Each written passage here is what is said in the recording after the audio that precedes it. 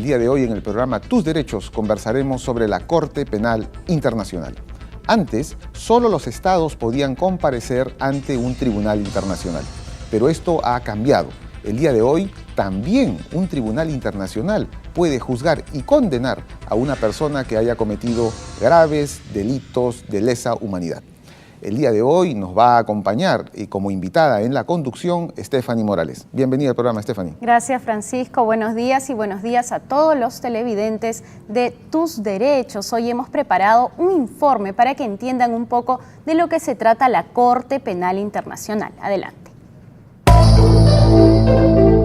La gravedad de los crímenes cometidos durante la Segunda Guerra Mundial llevó a que los estados tomaran conciencia en torno a la necesidad de establecer mecanismos internacionales que sancionen tanto las vulneraciones a los derechos humanos como las violaciones a las leyes y costumbres de la guerra.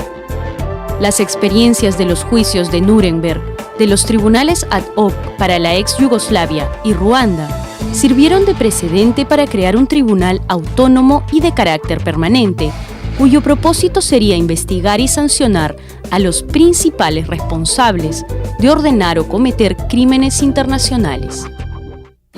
Es en ese contexto que se redactó el Estatuto de Roma, que entró en vigor el 1 de julio de 2002 y que estableció la creación de la Corte Penal Internacional, cuya jurisdicción es complementaria a la de los estados que ratificaron el estatuto, por lo que solamente podrá abrir una investigación cuando estos no tengan la voluntad o capacidad para administrar justicia por sus propios medios. La Corte Penal Internacional, que está compuesta por un presidente y 18 jueces, es un organismo internacional con personalidad jurídica propia e independiente de cualquier otro órgano internacional como la Organización de las Naciones Unidas, la Unión Europea o la Organización de Estados Americanos. Hasta la fecha, 119 estados lo han ratificado. De los 19 países que conforman América Latina, 15 lo han ratificado, incluido el Perú, que ratificó el estatuto el 10 de noviembre de 2001. La Corte Penal Internacional solo tiene competencia para juzgar a personas y no a estados u organismos internacionales. Según el Estatuto de Roma, los crímenes de competencia de la Corte son el genocidio, que son los actos perpetrados con la intención de destruir total o parcialmente a un grupo nacional, étnico, racial o religioso. Los crímenes de lesa humanidad, que son aquellos cometidos como parte de un ataque generalizado o sistemático contra una población civil y con el conocimiento de dicho ataque. Los crímenes de guerra, que son aquellas violaciones graves a los 4 convenios de Ginebra, a sus 2 protocolos adicionales y a las leyes y costumbres de la guerra, tanto en el contexto de conflictos armados internacionales como los no internacionales. Y el crimen de agresión, el cual fue adoptado en la Conferencia de Revisión en mayo de 2010 y regula el uso ilegal de la fuerza de un Estado contra otro. Este crimen aún no ha entrado en vigor. La principal función de la Corte Penal Internacional no es el de reemplazar la labor de administrar justicia, la misma que realizan los estados que han ratificado el Estatuto de Roma, sino que será un complemento a dicha labor, y la Corte actuará solamente en el caso que el Estado no tenga la voluntad política para proceder al juzgamiento o no tenga los medios necesarios para administrar justicia. Bien amigos, este fue nuestro informe sobre la Corte Penal Internacional. Stephanie, ¿tú sabías que esta Corte Penal Internacional solamente ve determinados delitos muy específicos, como por ejemplo el genocidio, los crímenes de lesa humanidad, los crímenes de guerra y últimamente el crimen de agresión? Pero me parece que esto del crimen de agresión todavía no tiene jurisdicción, ¿verdad? Claro, ese es un último delito que han incorporado para efectos de la competencia de la Corte Penal Internacional. Pero ¿cuál es la importancia de que vea únicamente estos delitos que atentan contra los derechos humanos? Porque en realidad, si los países tienen su propio Estado y su propia, imparten justicia dentro de sí mismos y después en la Haya se pelean por cuestiones limítrofes, ¿no? Como es el caso de nosotros. Pero ¿qué pasa con la Corte Penal Internacional? Bueno, lo que ocurre es que debemos contextualizar esto en la historia, ¿no? Lo que ha pasado es que, por ejemplo, en América Latina, recordarás que han habido dictaduras. Entonces, estas dictaduras cometían graves violaciones a los derechos humanos y cometían este tipo de delitos, ¿no? Crímenes de lesa humanidad.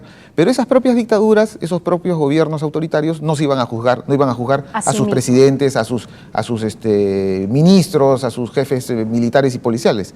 Entonces, los países consideraron importante firmar un tratado y dotar a esta Corte Penal Internacional de amplios poderes. Esta Corte Penal puede dictar órdenes de arresto, tiene un fiscal, tiene jueces. Entonces se consideró que este órgano tenía mayor fuerza, mayor prestigio, ¿no?, para poder juzgar a estas personas. Tal es el caso, por ejemplo, de que en Libia estaba Gaddafi. Suponte que no hubiera sido todavía derrocado, claro, y entonces él tenía una orden de arresto, ¿no? Entonces ahí iba a pasar algo, si es que, bueno, finalmente ya sabemos cómo ha terminado esto, ¿no? Esa es básicamente la razón fundamental. Pero lo interesante es que es permanente, no como en casos anteriores que se han creado tribunales únicamente, por ejemplo, para la ex Yugoslavia, o el de Nuremberg en Alemania, el de Tokio, ¿no?, que son casos específicos. Este está siempre. Exactamente, lo que tú has comentado, esos son los antecedentes, y en base a esas experiencias es que se dijo, ya, estamos ya en el momento para crear esta Corte Penal Internacional de carácter permanente. Es decir, que no van a quedar impunes ninguno de los delitos que atenten contra los derechos humanos. Por supuesto, y esa es otra de las razones de que exista esta Corte Penal Internacional. Esta Corte Internacional tiene como finalidad proscribir la impunidad. Claro. Bien, amigos, en el siguiente bloque vamos a conversar con la doctora Francesca Barda. Ella es representante de la Coalición por la Corte Penal Internacional. Regresamos después de la pausa.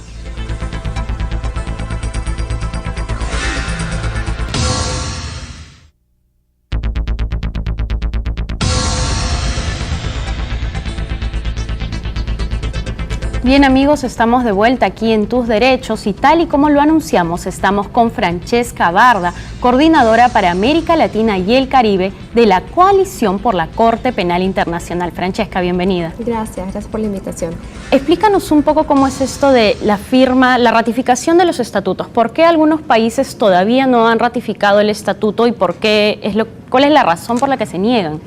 Bueno, primero de todo, el proceso de ratificación de un tratado comprende una serie de requisitos internos que se tienen que cumplir. Hay países, actualmente hay 119 países que ya han ratificado el Estatuto de Roma de la Corte Penal Internacional y es una representación bastante grande y generalizada alrededor del mundo, ¿no? O sea, hay una participación muy significativa en América Latina, por ejemplo, toda América del Sur ya está comprometida con la Corte y en la región solo faltan Guatemala, Nicaragua, El Salvador, Cuba, Bahamas, Jamaica y Haití por ratificar, lo que demuestra que es bastante plena la representación.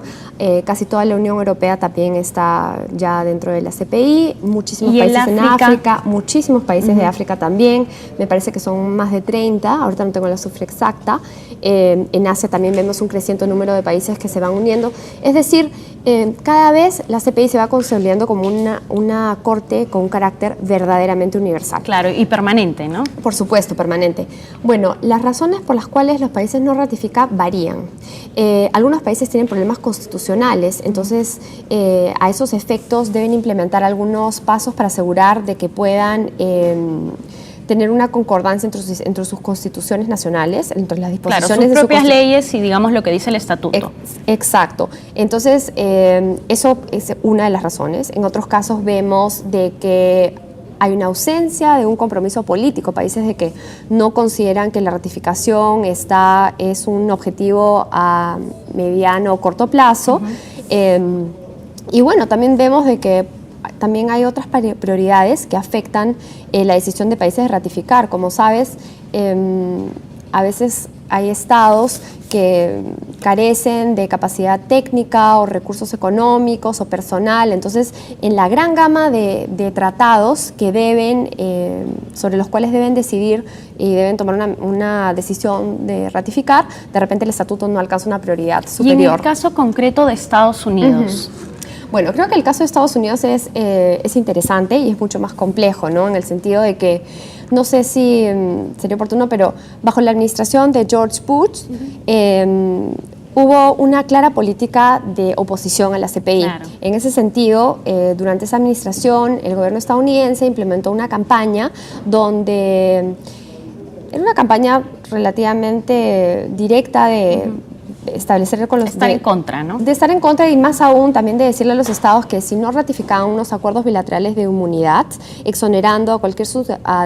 los acuerdos de inmunidad decían de que en caso un ciudadano estadounidense fuera solicitado por la CPI, ese país no lo entregaría a la CPI, sino lo entregaría de regreso a Estados Unidos, ¿no? Entonces, le decían a los países que si no firmaban ese tipo de acuerdos con Estados Unidos, entonces les restringirían los fondos en asistencia militar y económica de una serie de categorías. Sin embargo, esas políticas realmente tuvieron un efecto contraproducente y en mediano y corto plazo, incluso la administración del presidente Bush las fue eliminando y hoy en día ya las leyes que sustentaban esa política no están en efecto.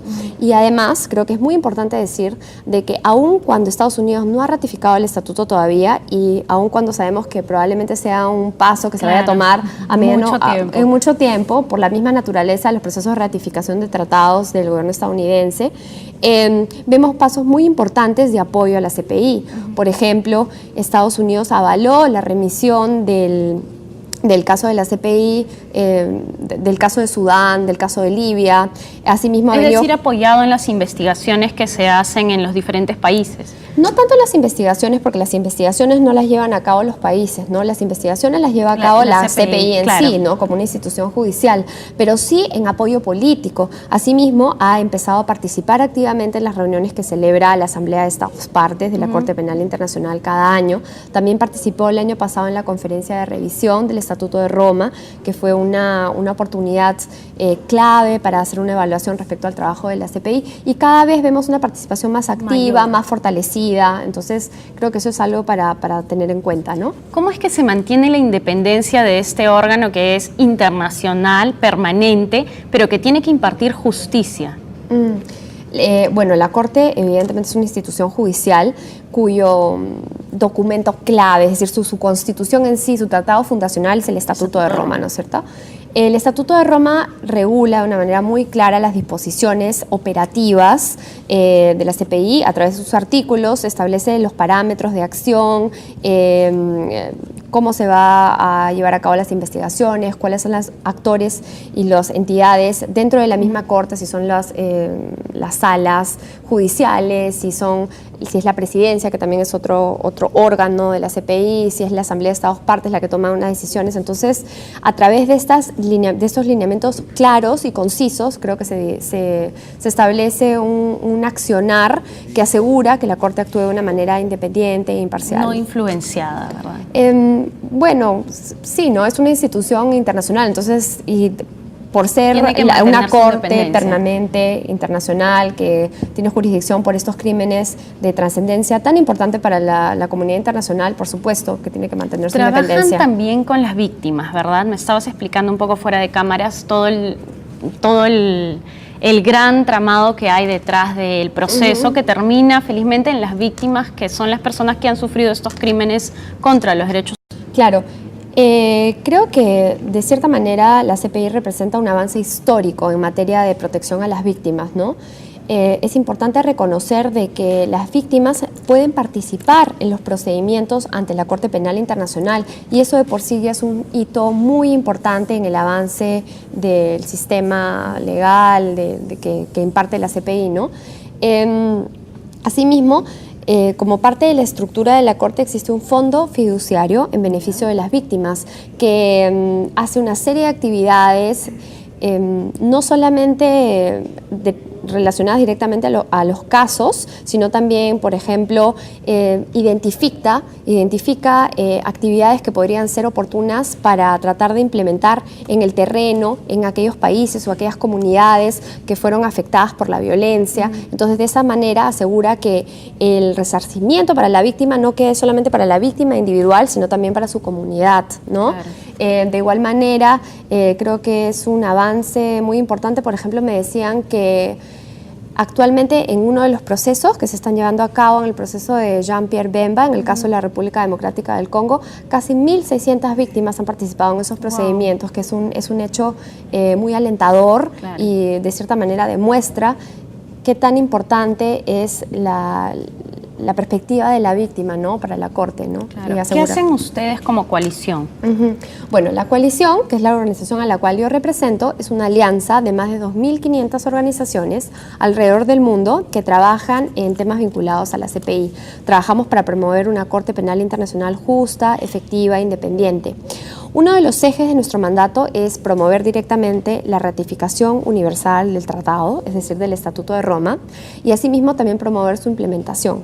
También servimos como una especie de eje de actor que distribuye información, que imparte todo tipo de información relacionada a los últimos sucesos vinculados a la Corte, temas que podrían ser de interés. Nosotros trabajamos activamente en este eje que te mencioné, que es el eje de la ratificación y la implementación, ¿no? Entonces, como parte de nuestro trabajo, llevamos a cabo misiones en el terreno, donde nos reunimos no solamente con organizaciones de la sociedad civil, sino también con actores gubernamentales, distintos miembros de la prensa, escuelas la academia, el mundo académico, en fin, una gran gama de diferentes interlocutores para, a través de un esfuerzo conjunto, más se unan y apoyen el trabajo. Exacto, para hacer un trabajo conjunto que permita tener un efecto un impacto mayor, ¿no? Y es decir, tratar de incidir en esos procesos a nivel nacional. Cuando hace falta información, brindamos la información. Cuando hace falta experiencias comparativas, les damos ejemplos. Cuando hace falta cabildeo, también hacemos cabildeo. Bueno, Francesca, muchísimas gracias. En realidad lo que ustedes hacen es tiene mucho valor y bueno, sigan con la causa, que es que más países se unan, ¿no?, a la Corte Penal Internacional y ratifiquen el estatuto. Con nosotros nos vamos al corte, pero regresamos con el doctor Salvador Herencia, quien va a seguir conversando sobre este importante tema.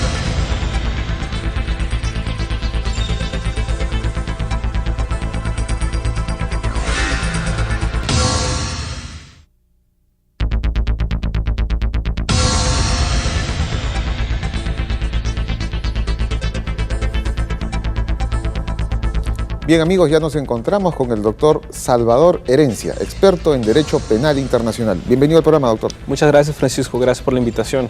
Bueno, y esta Corte Penal Internacional, ¿por qué se crea?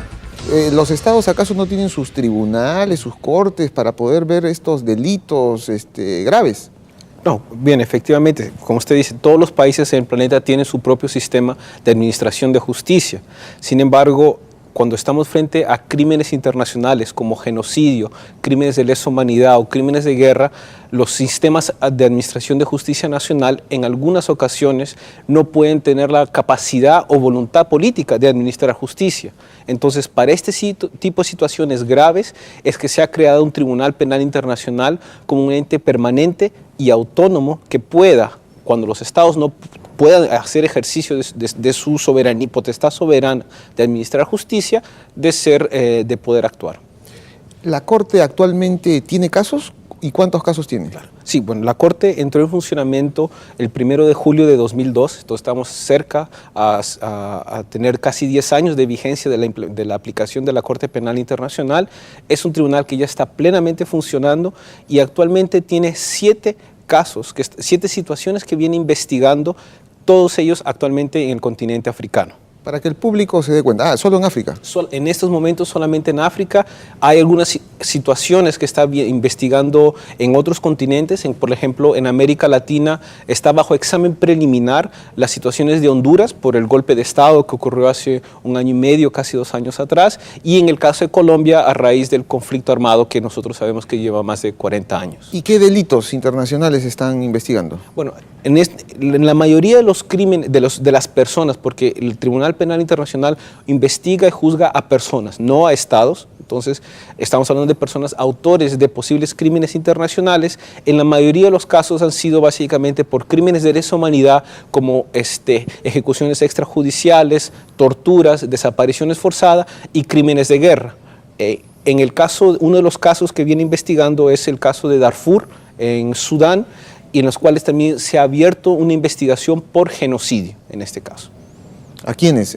¿Qué población fue la Aquí diezmada? es una minoría, un grupo minoritario, un grupo en este caso étnico y también religioso, que básicamente ha sido sobretomada por la mayoría de la población de este país y han venido siendo investigados por casos de genocidio, en los cuales ha venido un gran proceso de división del Estado que ha culminado hace poco con la declaración de independencia del Estado de Sudán del Sur, que de cierta forma ha paliado un poco la violencia que se ha dado en este país, pero sigue igualmente las investigaciones judiciales por los crímenes cometidos en este periodo.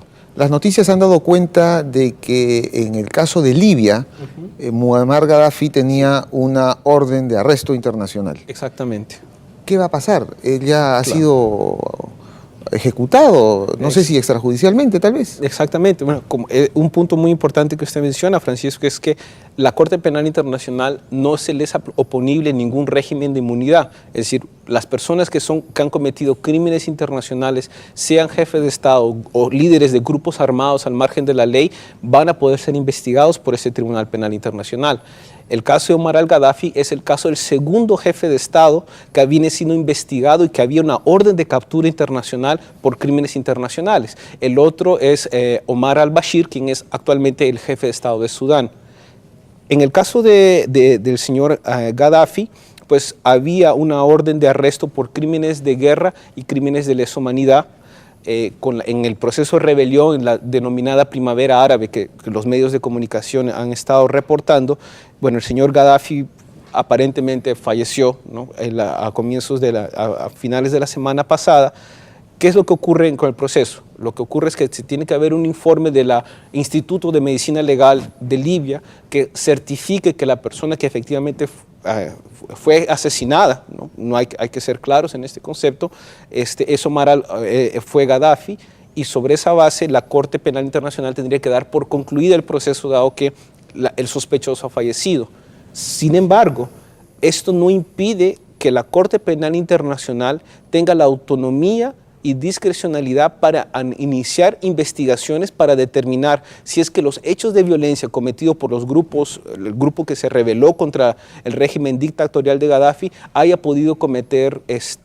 cometido crímenes internacionales. Entonces, eso es muy interesante, o sea, al margen de que el señor Gaddafi haya sido autor de innumerables crímenes y por los cuales la Corte lo estaba investigando, tampoco el sistema internacional puede permitir que él muera a través de una ejecución extrajudicial. Exactamente. O sea, básicamente la Corte Penal Internacional, como cualquier otro sistema de administración de justicia, procura evitar este tipo de cosas, la justicia por sus propias manos. Entonces, en este tipo de situaciones es un hecho lamentable, porque lo más importante es que estas personas que han cometido diversos tipos de crímenes respondan en un tribunal internacional por las supuestas violaciones a los derechos humanos, crímenes de lesa humanidad que puedan haber cometido. Al haber ocurrido lo que todos nosotros hemos visto en los medios de comunicación, le quita primero la posibilidad de saber de que esta persona enfrente un proceso, pero a su vez pone a estas personas que supuestamente han sido oprimidas o víctimas de un régimen opresivo, como en el caso de Libia, de que ellos puedan a su vez haberse convertido en autores de crímenes internacionales. Otro aspecto interesante es que desde que entró en vigencia el Estatuto de Roma y por tanto en funciones la Corte Penal Internacional, ellos solo investigarán crímenes internacionales y este tipo de delitos con posterioridad a la entrada en funcionamiento de la Corte. Por supuesto. Lo que pasó antes, ya no. Absolutamente, está completamente descartada la posibilidad de que, por ejemplo, crímenes cometidos antes del 1 de julio de 2002 o la fecha de entrada en vigor del estatuto para un Estado que lo ratificó con posterioridad sean investigados. Está completamente descartado. Y ahora que se habla de la imprescriptibilidad de los delitos de lesa humanidad, ¿por qué en ese caso la Corte Penal o mejor dicho, los Estados no adoptaron esa posición? Es que la imprescriptibilidad rige, pero rige a partir del 1 de julio de 2002 para el Tribunal Penal Internacional. Pero como nosotros sabemos, hay otros tratados internacionales que tratan el régimen de la imprescriptibilidad, pero eso está vinculado hacia las obligaciones de los estados. Ese es un otro tema. Pero para la Corte Penal Internacional no hay ningún tipo de crimen cometido antes de su entrada en vigor que va a poder ser objeto de investigación.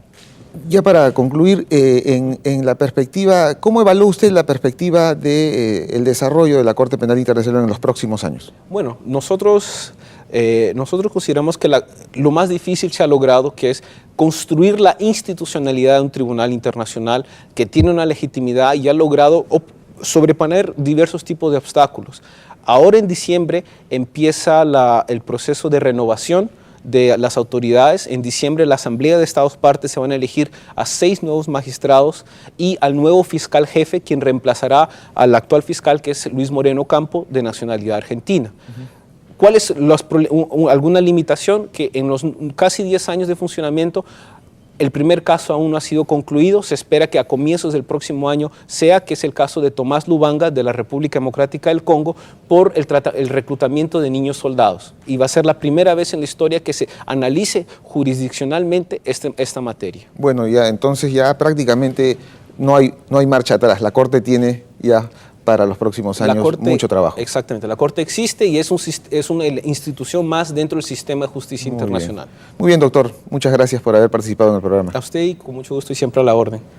Bien, amigos, el próximo sábado vamos a tener un programa muy interesante sobre salud mental y la jurisprudencia del Tribunal Constitucional. Bien, ha sido todo por hoy. Stephanie, bien, ha sido todo conmigo. Muchas gracias, Francisco, pero no podemos irnos sin antes recordarles nuestro correo electrónico tus-derechos@tvperú.gov.pe y nuestra cuenta de Facebook Tus Derechos-TV Perú, donde pueden dejarnos todos sus comentarios y sugerencias. Ya lo saben, los esperamos todos los sábados a las 11 de la mañana por TV Perú. Mucho más que ver.